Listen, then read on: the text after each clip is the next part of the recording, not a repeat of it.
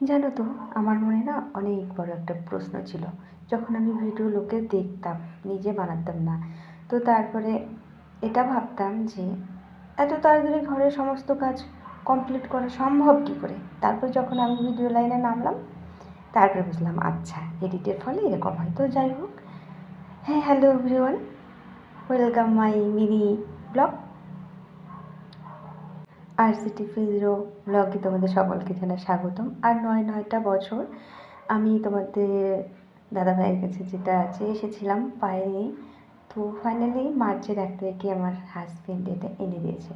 সত্যি কী যে শান্তি হচ্ছে। আর যখন প্রথম আমাকে এটা এনে দেয় না, আমার চোখে জানি না জল চলে এসেছিলো, মানে একটা আনন্দে যে যাক আমার হাজব্যান্ড আমাকে একটা ফুল এনে দিয়েছে।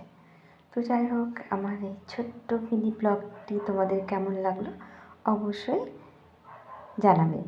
আর তোমাদের মনে কার কার এরকম প্রশ্ন ছিল জানাবে কিন্তু।